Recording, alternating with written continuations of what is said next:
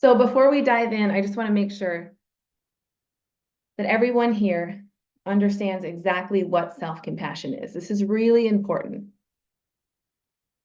Self-compassion is the practice of treating yourself with kindness, understanding, and acceptance, especially during times of difficulty and failure.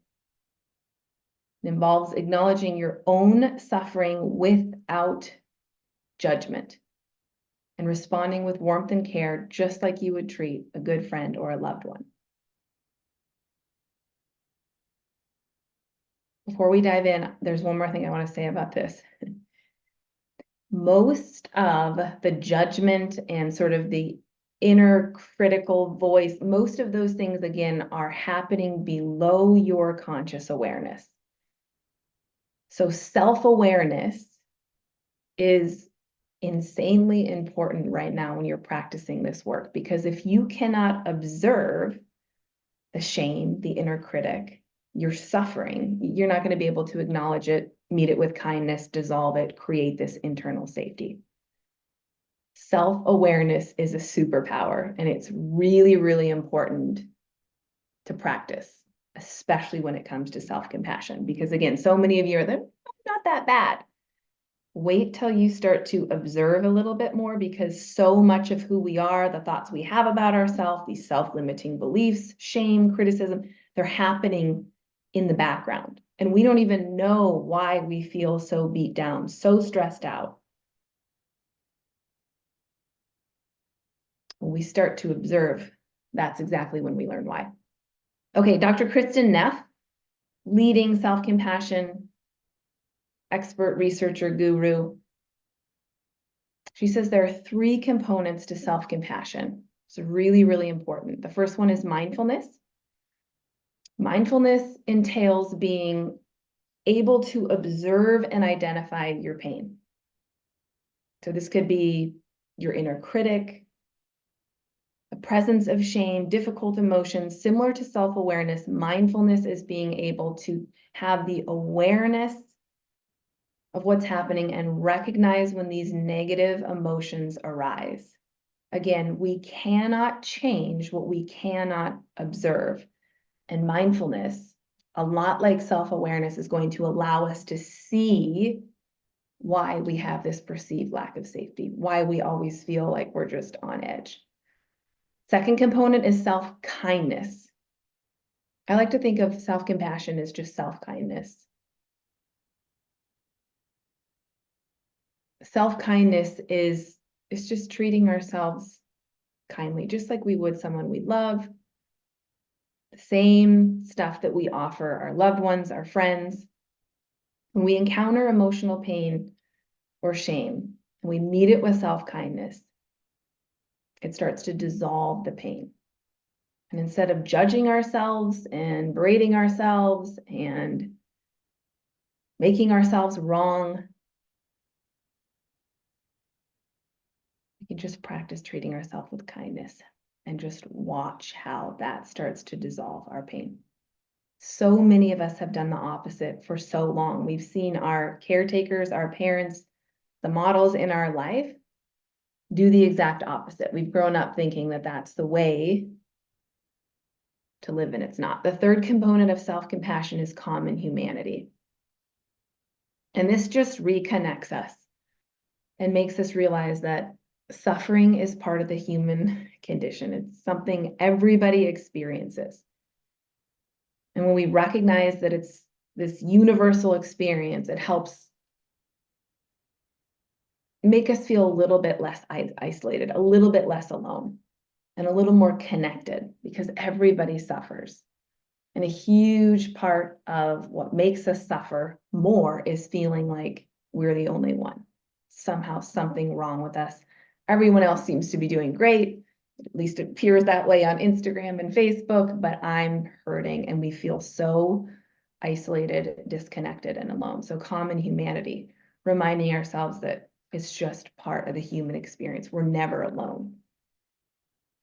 All right, so we're going to dive into the exercises. If you want, you can do them now as we go through them, or you can, again, access them in the members area later.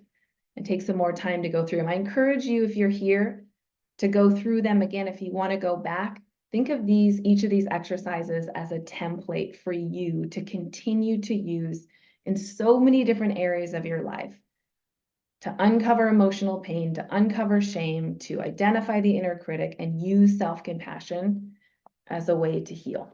Okay, so you can go through now. Again, if you miss something, don't worry about it. All the notes will be uploaded after the conversation. Okay, the first exercise we're going to do is we're using self-compassion to dissolve self-limiting beliefs. We all have self-limiting beliefs. They're the things that hold us back from reaching our full potential. When we recognize and meet these beliefs with compassion, we can finally get rid of them. We can dissolve them and break free from the grip. So here's how we're going to do this. We're going to take a minute. If you have something to write with, you can type to. We're going to take a minute to identify a self-limiting belief. What I want you to do is I want you to write it down. We're just going to acknowledge its presence without judgment, just something that we believe about ourselves that's holding us back. And I'm going to list off the most common ones so you have an idea of kind of what this is, and maybe you can relate with one of these. I'm too old. I'm too young. I don't have enough money. I lack resources. I'm too fat. I'm too skinny. I'm too tall. I'm too short. I'm not smart enough. I'm not popular enough. I'm not connected enough. Others are in my way. I can't start. I'm not ready. Rich people have it so easy. I'm a mess. I'm hopeless. I don't have enough time. I'm far too gone to start taking care of myself now. Won't be able to heal. I don't have enough energy. Maybe one day I'll change. Getting my hopes up always leads to disappointment. I'll never be happy. My plate is already too full, or change is too hard. So these are some of the most common self-limiting beliefs, the beliefs that we have about ourselves that hold us back from reaching our true potential. So I just want you to take a little bit of time here to explore a self-limiting belief. And I want you to write it down, something that you believe is holding you back.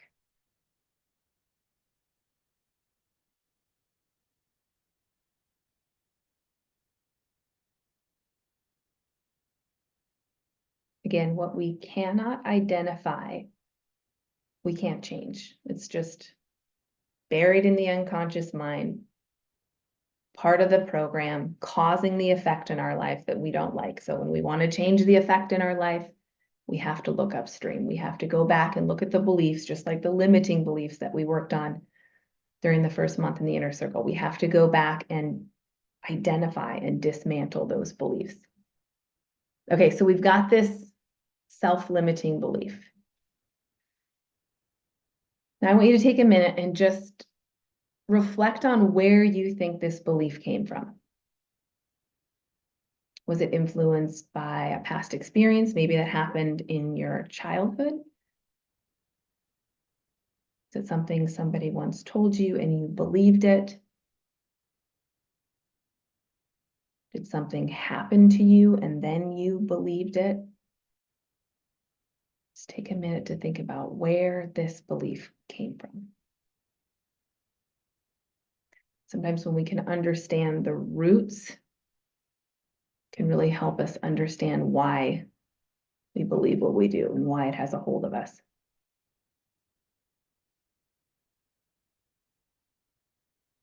Again, this might take a little bit longer than the time that we have today, so you can always come back to this template. Okay, third thing we're going to do. Just as you would with someone that you really loved, a friend, loved one, I want you to acknowledge that you make sense. This belief that you have, given your past experiences, makes sense. And then I want you to remind yourself that this belief, most likely, isn't true, but it is holding so much power over you because you believed it was. I want you to think of a self-affirming belief that counters the old belief. We can choose a statement that resonates with you and affirms your worth and your abilities and your potential. An example of this might be, even though I don't love what my body looks like right now, I can still treat myself with love and kindness. Or even though I don't feel like I'm worthy in my life, I don't deserve to heal, I don't deserve whatever it is, I don't feel worthy, I can still treat myself as though I am, because the way that I look doesn't define me. So we're replacing the self-limiting belief with an affirmation. We're going to save this affirmation and we're going to use it in our morning loving kindness meditation that we're about to learn here in just a second. We're going to repeat this affirmation at least 5 times every morning. When we repeat it and we say it, we're going to focus on extending that warmth and kindness and love that we so easily extend to our loved ones and so struggle to give to ourselves. What this practice does, a lot like the limiting beliefs exercise that we've done previously, is it installs this new belief into the subconscious mind. And we consistently practice self-compassion and affirming your worth can gradually dissolve these self-limiting beliefs, create a whole new mindset and one that's actually aligned with your health and your healing and your growth.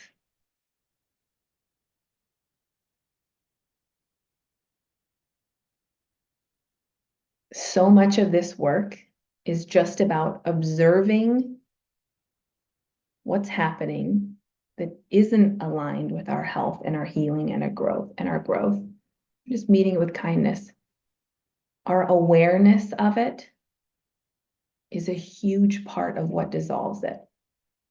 So again, I want you to come back to this exercise later, and I want you to identify all the self-limiting beliefs that you think you have. You can read the list of common ones. Maybe they resonate, maybe they don't. Start to observe in your life what you believe about yourself that just isn't true, but you picked it up at some point in your past. Maybe it was a result of a trauma, something somebody told you. When you start to observe that stuff and bring your awareness to it and change it, again, I cannot overstate the power of this work.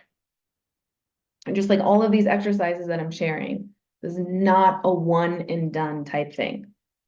This is just a framework for you to be able to identify these beliefs and then continue to do that in every area of your life. Okay, exercise number 2. We're going to use self-compassion to dissolve shame. Every single one of us experiences shame. How many of you have ever compared yourself to somebody else and felt less than?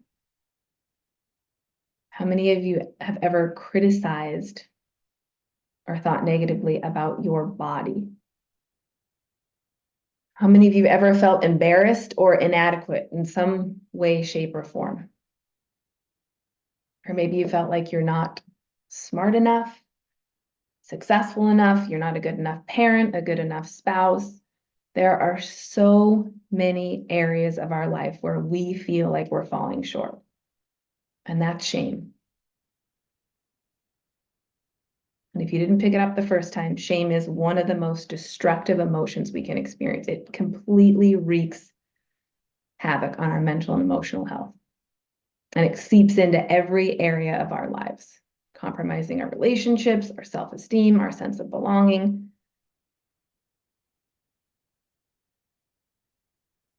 It's really, really important to understand why we feel shame. So much of it stems from our inner critic, the voice that is trying to protect us, but constantly telling us we're not good enough. There's a lot out there about the inner critic and how we need to silence the inner critic and how we need to. Your inner critic, in case you didn't know this, is a protective mechanism. It is not just a thing that's there trying to ruin your life.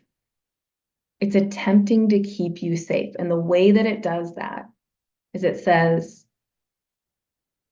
you're lazy, you need to go work out. And this is to help you avoid the shame that you felt in the past from being overweight. Or maybe your inner critic says, don't speak up, don't say anything, you're not well-spoken, you're not smart enough, you're dumb, just be quiet. And this is to prevent you from feeling the shame that you felt in the past when you did speak up, when you were 7 years old and you were reading in front of the class and you stumbled across those words and you felt so much shame. Well, your inner critic has been there ever since saying, don't say anything, just be quiet. Your inner critic is always trying to protect you. It's not something to fight against. It's not a big meanie that we need to, learn how to. We just need to be able to observe, understand where it's coming from, and then we can meet that with like, thanks. I don't need to be told I'm lazy today. Like, it's not helpful. All feelings of shame arise from the desire to be loved, accepted, and good enough. I want to say that again because I really need it to land. All feelings of shame arise from the desire to be loved, accepted, and to feel like we're good enough. When we believe that we somehow are not good enough or falling short, we experience shame. So in order to heal shame, which let me tell you, it's so unbelievably important as it is one of the most destructive emotions we experience, in order to be able to heal it, we have to be able to address the underlying need for love and acceptance. It's going to require every single one of us to learn how to give ourselves the love and compassion that we give to others.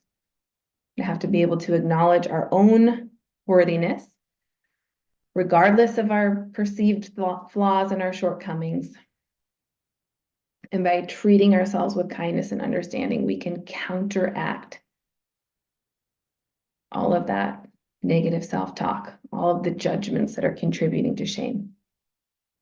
There are so many different forms of shame, right? We have body shame, which is just feeling inadequate or ashamed about our appearance, whether it's our weight, our body shape, it's our height, our facial features, some perceived flaw. Body shame is insanely common in the world that we're living in.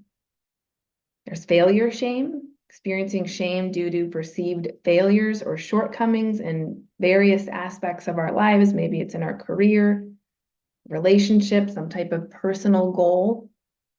Failure shame is also very common. There's social shame, feeling embarrassed or ashamed in social situations, whether it's fear of judgment or just not feeling like you're belonging. Why do you think our society loves to drink when they get together? Because we have an epidemic of social shame. So many people feel embarrassed, inadequate, like they don't belong, they don't fit in. And the alcohol is a nice little way to ease the shame. But it doesn't heal it, it just covers it up. Shame over past actions, right? Where we feel like we're ruminating over something that happened in the past, regret we have. There's comparison shame, comparing our lives to others and feeling inadequate or inferior. Whether it's like social status or possessions or their achievements, there's so many ways that we measure ourselves against others and feel less than. Parenting shame. How many of you are parents out there? Just feel like you're not doing a good job. There's so many different ways in which we experience shame. Again, so important to be able to identify those areas in your life, because until we observe, we cannot heal. So we're going to use Tara Brach's template for dissolving shame. And this is something you can memorize. Again, a template that you can take into so many different areas of your life. Just encourage you to take this framework and apply it to all the different areas of your life. Because again, I promise if you do this work, it will change your life forever. So Tara Brach's RAIN practice, RAIN, RAIN stands for recognize, allow, investigate, and nurture. So just remember RAIN. You can dissolve shame with RAIN. The first thing is recognize. So I want everyone here to close their eyes. Just take a few deep breaths. I want you to take a minute to investigate where in your life you're currently feeling shame or like you're not good enough. It can be body shame. Maybe you're not feeling skinny enough. You're not getting enough done at work. Not a good enough parent, friend, you're not smart enough, whatever it is, I want you to just take a minute to think about where am I not feeling good enough in my life. And if you're struggling to think about what this shame might be, think about your inner critic. What does your inner critic always tell you?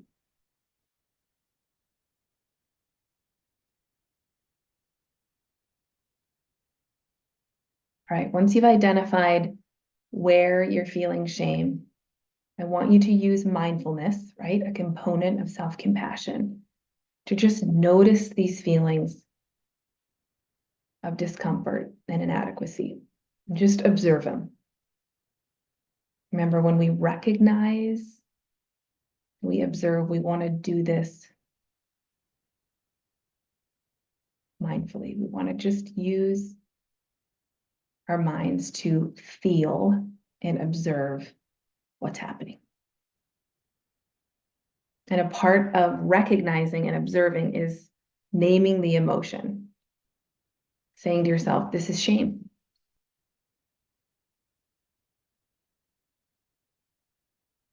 Being able to recognize our pain is so unbelievably important because, again, when we don't recognize, we can't heal it.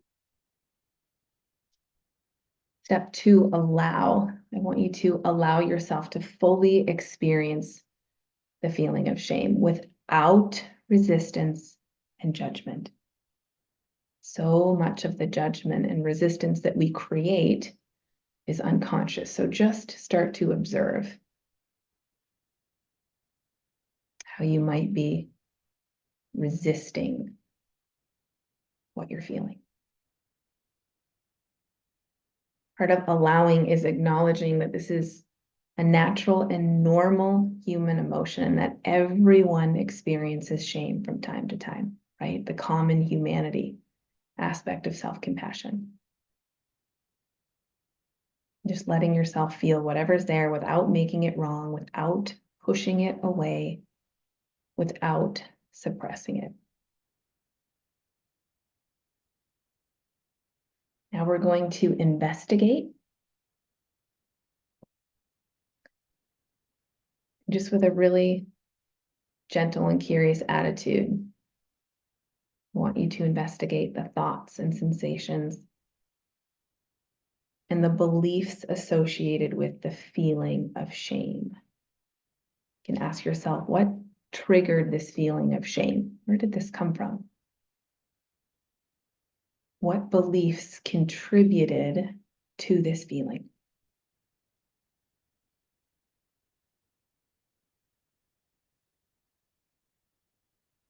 And where is it manifesting in your body? Remember, emotions happen in the body. They're energy in the body. Where are you feeling shame? Notice where you're feeling it. So many of us like to think that processing emotions is thinking. Processing emotions is feeling, and feeling has to do with sensing where in our bodies are we feeling this emotion. Just keep sensing.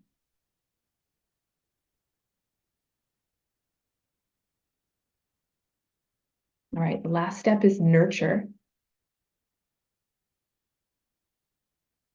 This is where we offer ourselves kindness and understanding in the face of shame. And you can just say something like, it's okay that I feel this way. I'm not alone in experiencing shame. And I'm worthy of love and acceptance regardless of this perceived flaw. May I be kind to myself in a moment of suffering. Just reminding yourself that it is okay to meet your pain with kindness. We are taught the opposite of this. A lot of us are masters of the opposite of this. So reminding ourselves, it's okay to be kind to myself in this moment of suffering. We can finish up by just taking a big deep breath. Exhale, and you can open your eyes. Dissolving shame does not need to be complex. We just have to be able to identify it, allow it, feel it, and then meet the pain with our loving presence. That's it. And when we care enough about ourselves, we understand the power of this work. We tend to our suffering is one of the most powerful ways that we can show ourselves love. And when we feel loved, we feel safe. And when we're safe, the body moves out of fight or flight. When the body moves out of fight or flight, it heals. So you can use RAIN, recognize, allow, investigate, nurture. Take that template with you. Again, these are saved, but take a mental note. Take that template with you and apply it in so many different areas of your life. Anytime you're feeling shame, difficult emotion, use those steps to take you through.